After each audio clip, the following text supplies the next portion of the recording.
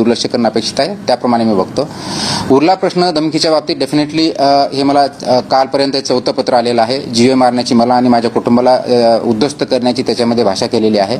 Already आपण FIR केलेला आहे, इन्व्हेस्टिगेशन चालू आहे आणि ते इन्व्हेस्टिगेशन निश्चितच जो कोणी कल्प्रिट असेल तो पकडला जाईल अशी मला अपेक्षा आहे. याच्यामध्ये मला एकच सांगायचं आहे की कुणी जर धमक्या देऊन माझ्या डिसिजनमध्ये बदल करण्याचा प्रयत्न करत असेल तो कदापि सक्सेस होणार नाही.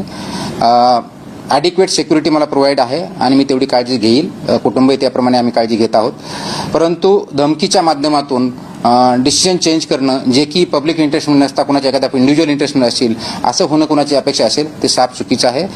त्यांनी माझा आतापर्यंतचा इतिहास चेक करावा आणि त्यानंतर अशा धमक्या देण्याचा प्रयत्न करावा. 24/7 तुम्हाला पोलिसांकडून सिक्युरिटी देण्यात आली? येस, मला सिक्युरिटी दिली आहे. रात्रीची तशी मला गरज पडत नाही आहे, परंतु I have been provided with security.